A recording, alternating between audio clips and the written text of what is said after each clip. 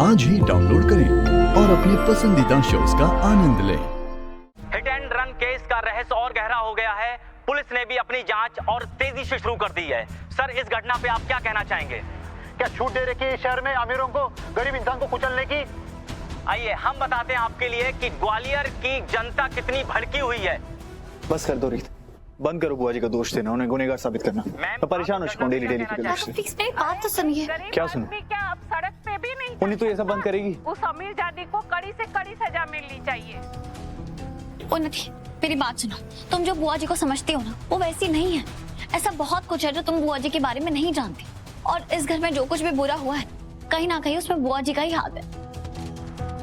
उन्नति, मैंने कहा ना तुम्हें बस करो। कुछ कहा आपने? उन्नति,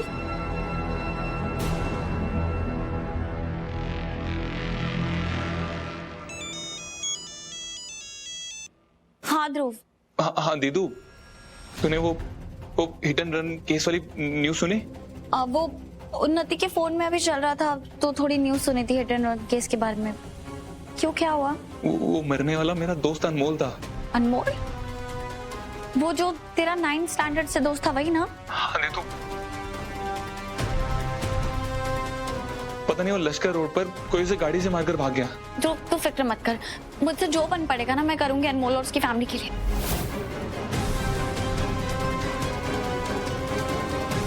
मैं आती हूँ। कहाँ जा रही हो? मुझे कुछ काम है, मैं आकर बताऊंगी। वो लड़का ध्रुव का दोस्त, हाँ, उससे मेरी बदकिस्मती नहीं कहोगे तो क्या बात है? रिलैक्स।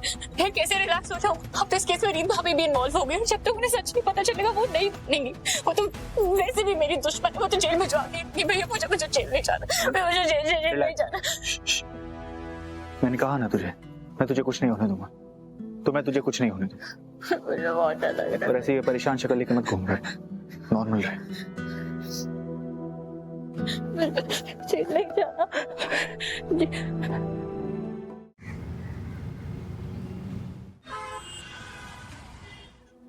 आंटी, मैं जानती हूँ कि मैं या कोई भी अनमोल को आपके पास वापस नहीं ला सकता, और आपकी जिंदगी में जो खालीपन आया है उसे हम भर भी नहीं सकते।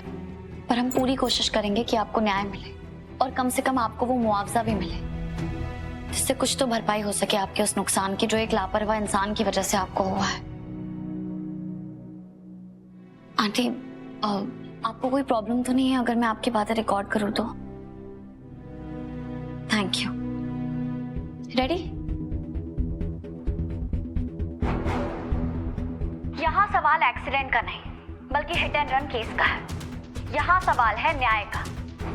पैसे और शायद शराब के नशे में चूर एक अमीर इंसान की लापरवाही की वजह से अनमोल जैसे अच्छे इंसान ने ना सिर्फ अपनी जान गंवाई है, बल्कि एक माँ ने अपना बेटा खोया है और एक बहन ने अपना भाई।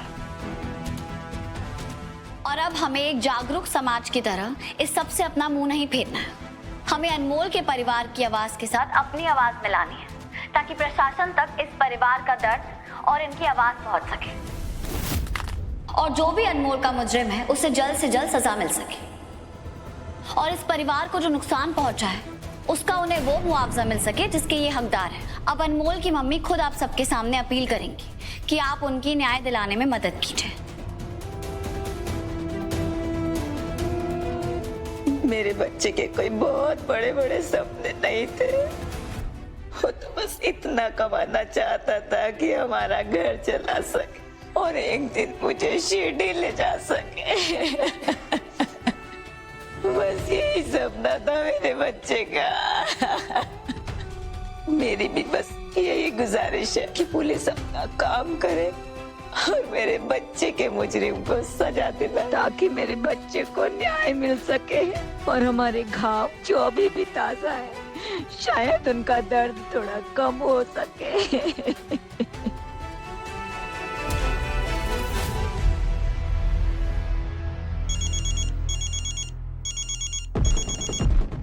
हाँ वही देख रहा हूँ। भैया अब हम क्या करेंगे?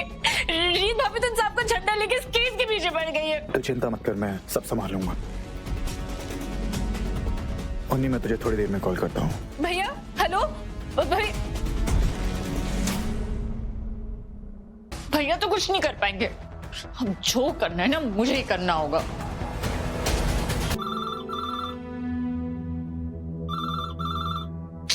इस समय कौन कॉल कर रहा है अब? हेलो पूनम, मैं बोल रहा हूँ। तुम मेरा फोन ही नहीं उठा रही थी तो मुझे लैंडलाइन पे कॉल करना पड़ा। करें जी, मुझे आपसे कोई बात नहीं करनी है। पूनम, ये क्या बोल रही हो तुम? आपने ये क्यों किया वीरेन जी? अपने ही भाई को कोई इतना बड़ा धोखा देता है? आप बार बार गलत काम क्यों करते हैं? आपने एक बार भी कभी सोचा है कि मुझ पे क्या बीतती होगी जब आप कोई ऐसा काम करते होंगे? पूनम, मेरी बात तो सुनो। मैंने जो कुछ भी किया वो हमारे लिए किया है। नहीं वीरेन जी, आपने जो भी किया सिर्फ अपने लिए किया। अगर आपने हमारे लिए कुछ किया होता ना तो आप ऐसे चोरी छुपे राघव भैया से वसीयत के पेपर साइन नहीं करा रहे होते। वो पेपर्स जिसमें आप सब कुछ अपने नाम करवा रहे थे। अपने नाम पे नहीं पूनम, माँ के नाम। और माँ के नाम पे इसलिए ताकि जब सब कुछ उनके पास आ जाएगा तो वो हमारा हिस्सा बराबर हमारे पास बांट देती और राघव और उन्नति को भी उनका बराबर का हिस्सा मिलता। और यही तो सही होता ना। कैसी बातें कर रहे हैं आप? अरे अगर आप बोलते ना तो राघव भैया सबको उनका हिस्सा दे देते। आपको लगता है वो आपसे आपका हक छीनते? आपको लगता है वो कभी किसी के साथ अन्याय करते? उन्होंने हमेशा कहा है इस घर में सब कुछ सबका है। हाँ बिल्कुल, राघव महान है, ये तो मैं भी मानता हूँ। पर अब वो अकेला नहीं है ना, रीत उसके साथ है। और तुम तो जानती हो कि रीत मुझसे और माँ से कितना चिढ़ती है ना? और उन्नति से भी उसकी कुछ खास बनती नहीं है। तभी तो वो राघव को हमारे खिलाफ भड़का रही है। इसीलिए तो मैं डर गया था, हमारे लिए, हमारे बच्चे के लिए। हमारे बच्चे के लिए? हाँ पूनम, मैं चाहता तो नहीं था कि ये न्यूज़ तुम तक ऐसे पहुंचे, लेकिन अब ये खबर तुम्हें ऐसे मिलनी है तो ऐसे ही सही। कैसी खबर? यही कि हम एक प्यारा सा बच्चा अडॉप्ट कर लेंगे। अभी 2 दिन पहले ही मैंने फॉर्म भरा था। क्या है ना, काफी दिन पहले अप्लाई करना पड़ता है इन चीजों के लिए। आपने मुझे पहले क्यों नहीं बताया वीरेन जी? क्योंकि मैं तुम्हें सरप्राइज देना चाहता था पूनम, और तुम्हें बताने से पहले मैं फाइनेंशियली सिक्योर होना चाहता था ताकि अपने बच्चे को एक अच्छी जिंदगी देने के काबिल बन सकूं। इसीलिए तो ये सब कुछ किया मैंने। पर देखो, भगवान को कहाँ मंजूर है ये सब। हमारी किस्मत में औलाद का सुख भी नहीं है। और अब तो मैं सड़क पर आ गया हूँ, तुम भी वहां हो। ना मेरे पास घर है ना पैसा जो मैं तुम्हें अपने पास बुला लूं। सब कुछ खत्म हो गया पूनम। अब तो बस तुम्हारे लिए मेरा प्यार ही है जो एक आखिरी उम्मीद दे रहा है मुझे।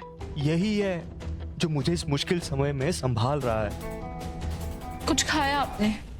कैसे खा सकता हूँ जब मुझे पता है कि मेरे बारे में सोच सोच कर तुम भी परेशान बैठी होगी और तुमने भी कुछ नहीं खाया होगा।